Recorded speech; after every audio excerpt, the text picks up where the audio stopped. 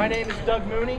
I'm a senior archaeologist with URS Corporation. We're doing the archaeological investigation here at Wekago Playground.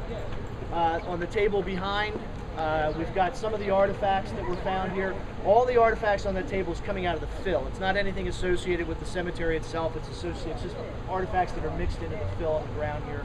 But thought you'd be interested in seeing some of that material. What we're doing with this archaeological investigation is to try to generate some information that does two things. One, it allows the city Parks and Recreation to do their renovation of the playground, and two, to do that renovation in a way that no aspects of the cemetery here are disturbed in the process.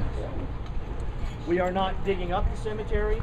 We have exposed no human remains whatsoever. All we're trying to do is figure out how far down below the surface of the playground can you dig until some evidence of the cemetery is identified. And that's basically, that provides a safe zone. Anything within that depth, the playground work can be carried out and there's no chance that you're going to hit human remains in the process. What we can do then is take that information back to Parks and Recreation.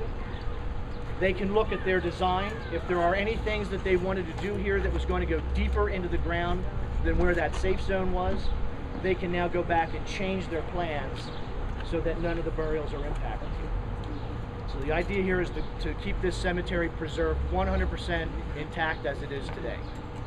So what we did before is some very preliminary work. We did a ground penetrating radar survey here. Ground penetrating radar shoots radar waves down into the ground. When it hits some sort of disturbance in the ground, it bounces back and you get a lot of squiggly lines to tell you where those things are. Ground penetrating radar cannot tell you what it is you're seeing in the ground, just that something's there. The only way you know what that something is by opening the ground up and looking for yourself. So while we were doing the ground penetrating radar, we also dug a small test over in that garden over there, about 2 foot by 3 foot inside, to try to get visually to see what are the conditions like below the surface of the playground.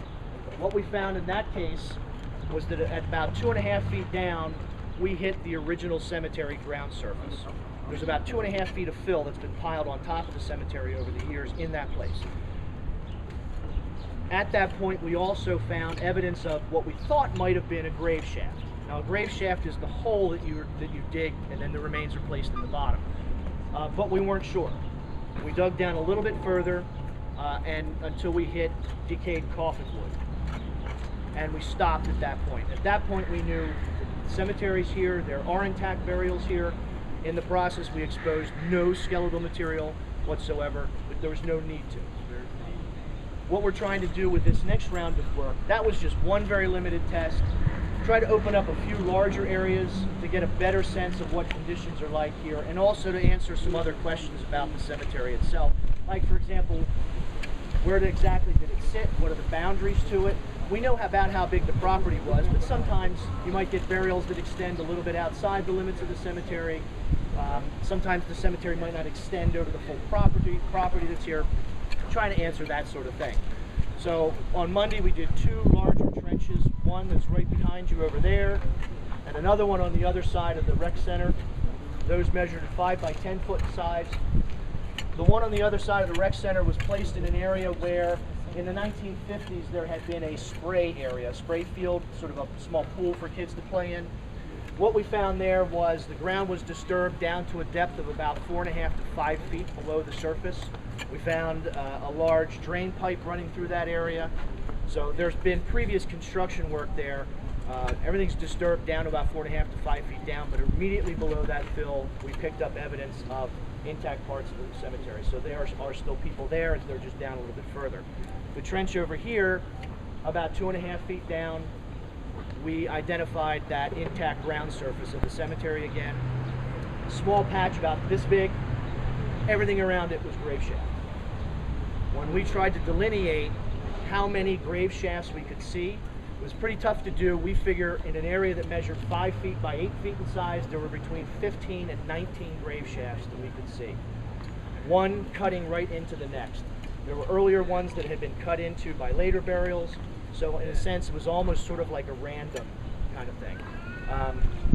We also identified, once we went and scraped away that historic ground surface, we started picking up traces of intact coffin wood immediately below that ground surface, which means as this cemetery filled up and there was less room in which to bury people, the last people that were buried here were buried only about 1 foot to 1.5 feet below the surface because it was just full beneath them. So it is a very, very full cemetery.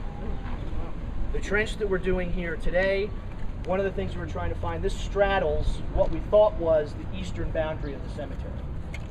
We know that the cemetery originally measured 121 feet east-west by about 103 feet north-south. Based on some historic map overlays we did, we knew that the western edge of the cemetery extends underneath the sidewalk on Lawrence Street to about where the curb is. So this was meant to try to find the boundaries to the cemetery. The wall that you see here is the stone wall that was built around the cemetery.